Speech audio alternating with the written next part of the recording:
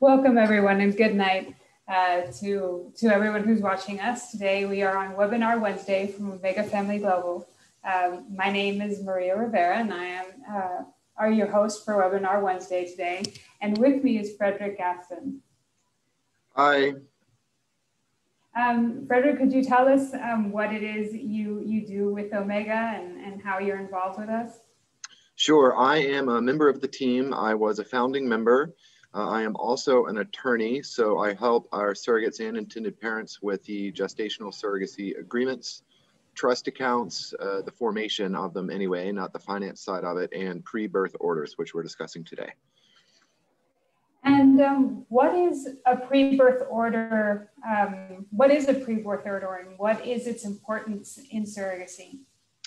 Right, so probably understandably, in the law, it presumes that the woman that has given birth to the baby is the mother.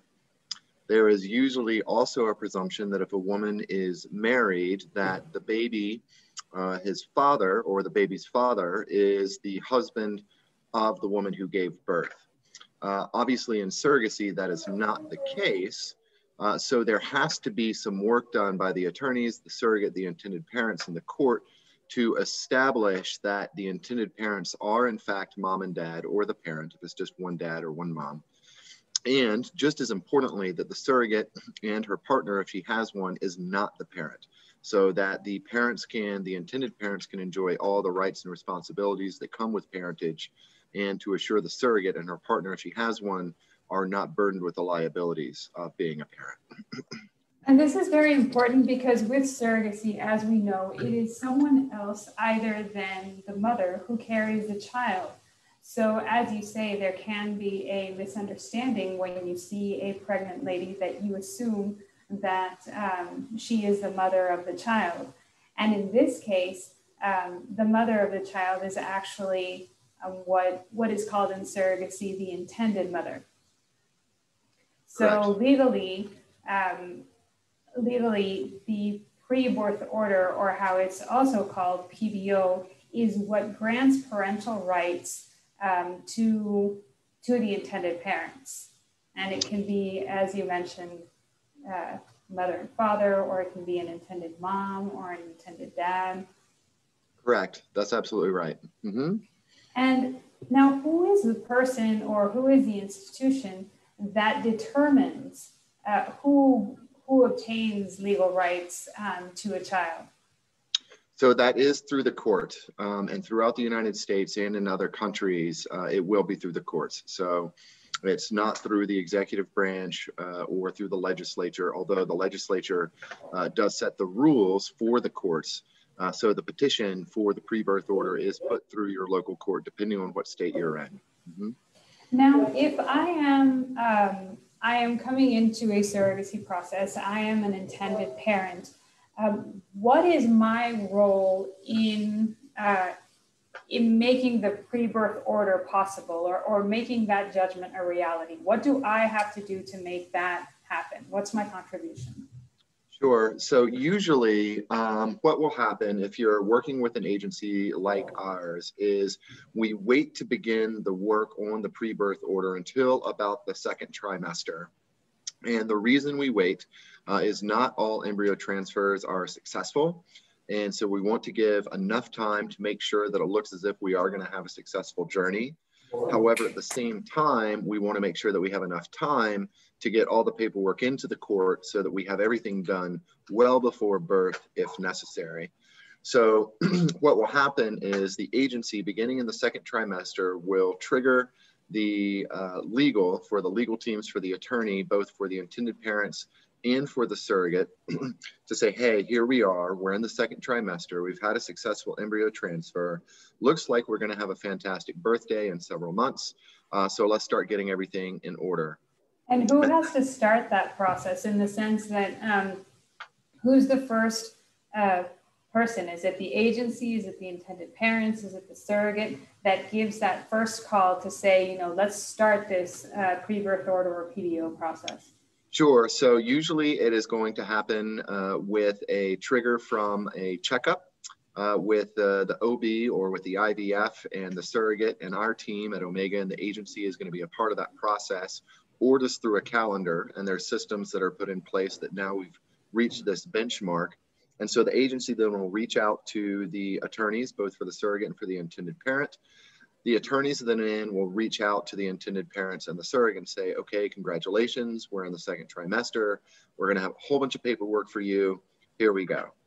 And so that is, so that's how it begins. And your question was, what is the intended parent's responsibility? What they do is primarily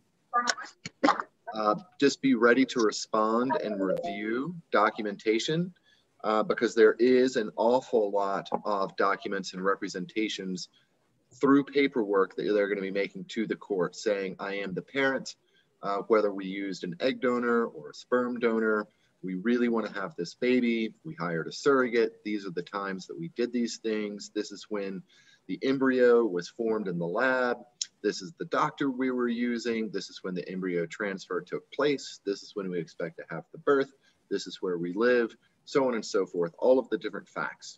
So as an and that is true not only for the intended parent as part of the pre-birth order, but also the surrogate must fill out a certain set of documents and sign a set of documents that would complement the pre-birth order. Is that the way it works? They do not have to fill it out themselves, so their attorney will take care of all of that for them. However, they do need to review it with their attorney and make sure that it's correct and sign a lot of documents. And one of the most important things for intended parents and surrogates is to engage with the attorney very, very quickly, to review things quickly, making sure that they understand everything, of course, and that they agree with everything, and then returning everything back.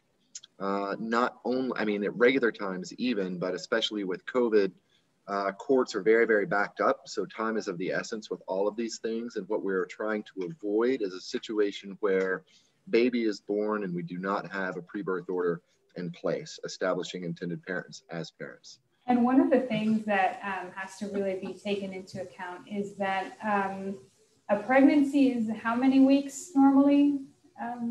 40. 40 weeks. And so when a surrogate is carrying twins, a pregnancy the babies can come sooner. So if Correct. they come sooner, that would put them at how many weeks? Like 36, 37? Yes. So if you're starting in the second trimester, that means that it's probably 20 weeks within starting in the pregnancy, or a little bit earlier. Maybe 16, right around there. 16. So that means that you have from 16 to, let's say, 30 weeks maybe, right, to get everything set. And there are times when all of this is sent by mail to surrogates and intended parents. So they have to sign and deliver, and it's not electronic, or is it electronic documents or physical documents? Unfortunately, it's not. The courts are getting better, and they are slowly coming into the 21st century. But currently, we have to do a lot of things by FedEx, UPS. We send out very large stacks of documents with signature flags, with a return envelope. And it is not uncommon for surrogates or intended parents to miss one page. So then you have to have a second iteration. So it is a somewhat cumbersome process. And that's why speed is so necessary, to make sure that you have time to correct any errors. And let's say if I am a surrogate, or if I am an intended parent, and today's date is April 21st, and I receive the PBO documentation. In your experience, how much time does it normally take for a successful PBO process for the parents to review, parents and surrogates to review, sign, and send out the document? So if I receive it on the 21st of April, what date approximately would you say that I should have this paperwork reviewed, signed, and sent in the mailbox to send out back to legal? Under a week. That's what we aim for. Under a week. So basically, if I receive it today is Wednesday, it wasn't our Wednesday. So if I got it this Wednesday, I should have enough time by next Wednesday to be able to put everything signed into the mailbox and out back to, would it be back to my legal representation, or would it be to the agency? Yep. Where am I sending this? Yep, you're going to send that back to the lawyer that sent it to you, and then they take care of distribution of everything to everyone who needs it. Most of those things are going to be going to the court, but your attorney will take care of it, or the surrogate's attorney, or the intended parent's attorney will take care of it. Okay, so either if I'm an intended parent or if I'm a surrogate, I should aim to have these documents at most 1 week and send them back to my legal representation. So this is something that helps me organize what I have to do process-wise. So if I know that I received the PBO information, one day I know that I have 7 days to return it. So that is helpful. So calendar-wise, to get my attention on these documents. And it's also important to check that your name is correct, that your address is correct, all of these things, because in my case, my name is Maria Noel, and there's many times where Noel is misspelt, or they put Maria Nicole or something different. So these things should be you have to pay close attention to. So make sure that you and your spouse, or with whomever you are reviewing it, it's better to have 2 eyes than one, and sit down and check each. Well, and that's part of the reason with the review. It is, it's not difficult paperwork if you're familiar with it, but it is a lot. And so that's why the attorney will actually walk through these things with you, so that there's not a chance of you missing anything. Everything will be explained as a surrogate or as an intended parent. That's why the review takes place. And how many steps would you say, like how many parts or sections does the PBO document have, give or take? I know it depends on maybe what lawyer office does it, or maybe it depends on the state that you're doing it in.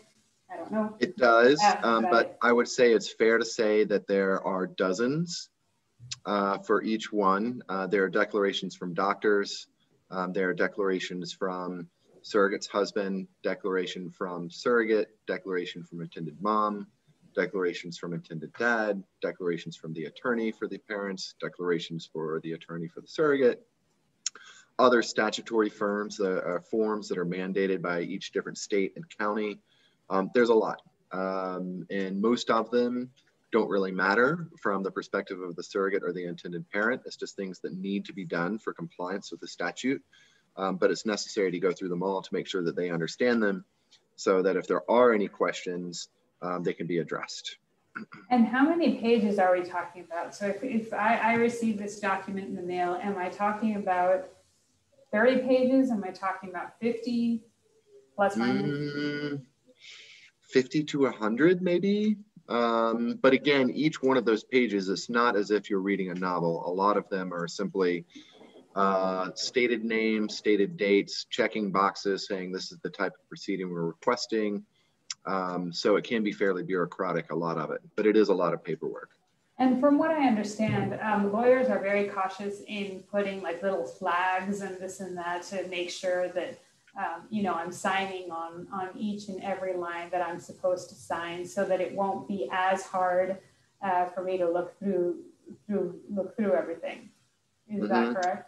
Yeah, it is correct, but also it's very easy to miss them, and even me, because I have to sign on PBOs maybe 7 different documents, and I do it with the assistance of a paralegal, and invariably maybe 10% of the time that I'm going through a PBO, I will miss a date or I will miss a signature, and they have to remind me, oh, you missed this, you need to get back to this boss, and I do, and it's the same with everybody else. And so again, going back to that, the need for speed, because stuff gets missed. It is very obvious. We do all the stickers, we point to everything saying sign here, date here, but things do get missed. It is very obvious, but it's easy to miss, and I do it as well.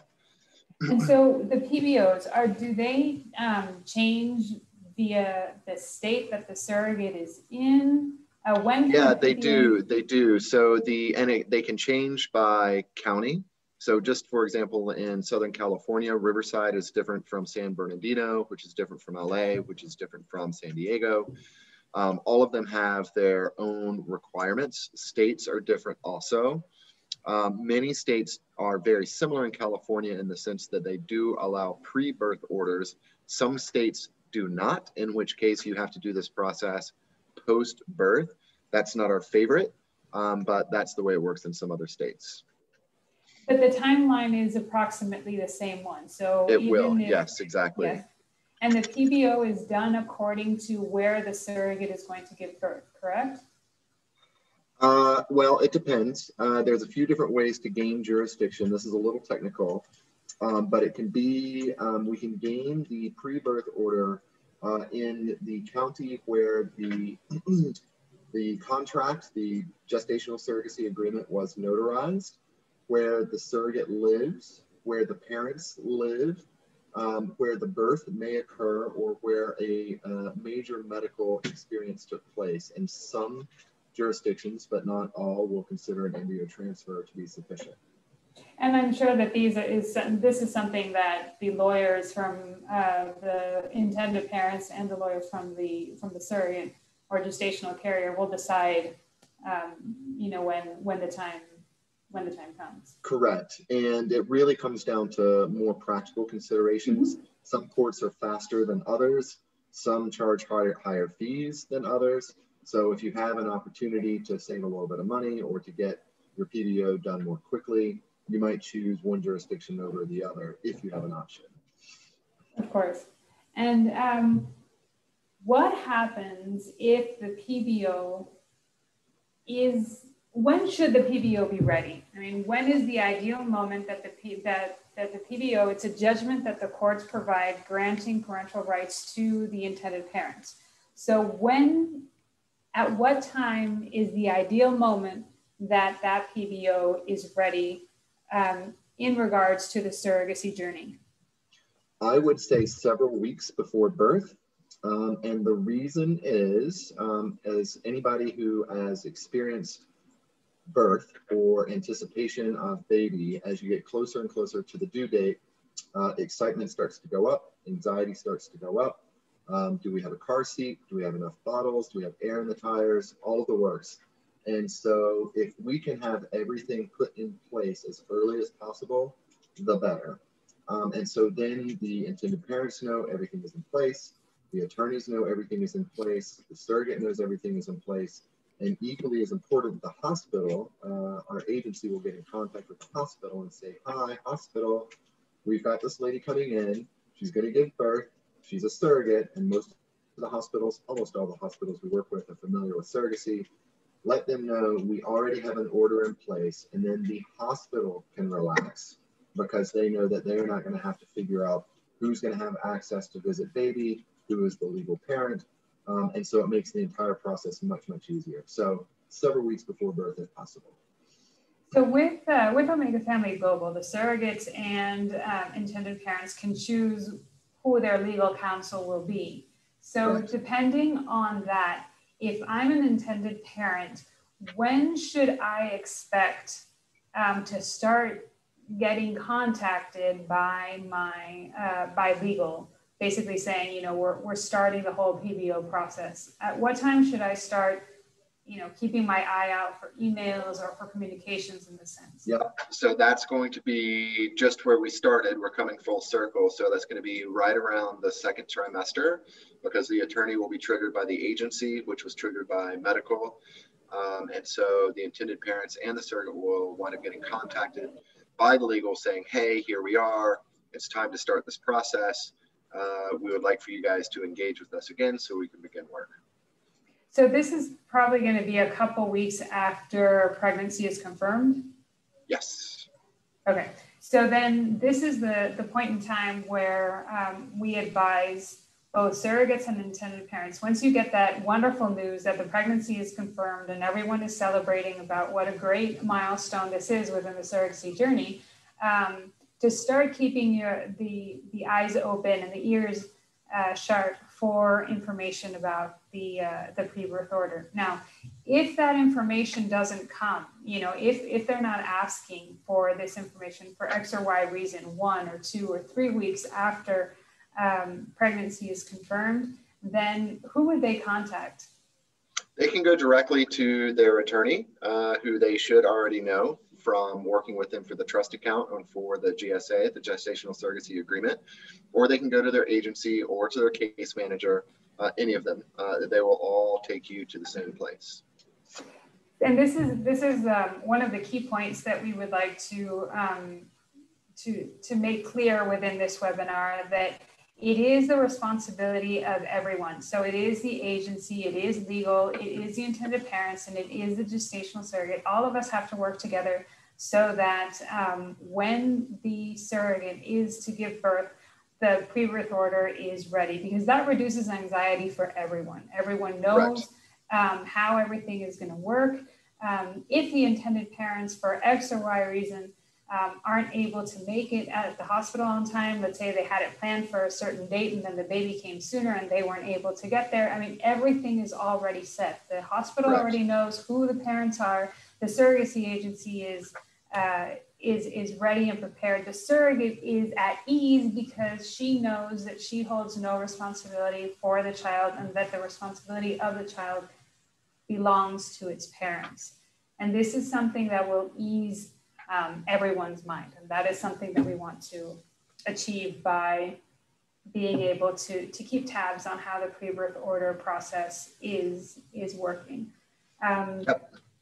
So I have a question here, and they were asking, are PBO processes dramatically different throughout the US? The short answer is yes, and probably the largest difference would be whether it is in fact a pre-birth or a post-birth. That would be the biggest difference. And then the other ones are relatively picayune, whether documents need to be notarized versus not notarized, what county you can file in.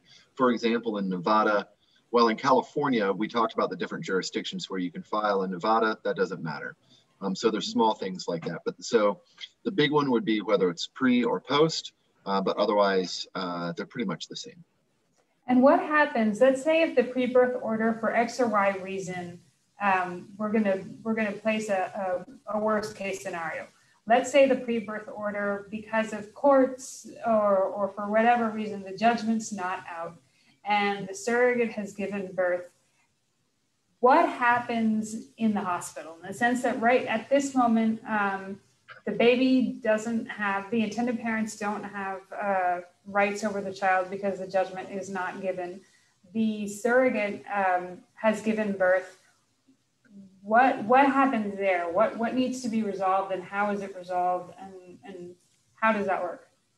So what winds up happening is the hospital gets very upset because legally they have intended parents that are not parents legally of the baby. You have a surrogate who says, I have done a fantastic job. I wish the intended parents best, but I would like to leave now. And so you have a baby for whom nobody that can make decisions. That can be very important if there are medical decisions that need to be made or anything. And so if you don't have that in place, the hospitals will get very upset. They will call the attorneys, the intended parents, and the agency and say, what the heck is going on and how are you going to resolve this? And it is a fire drill. Everyone's hair is on fire. Everybody has extreme anxiety.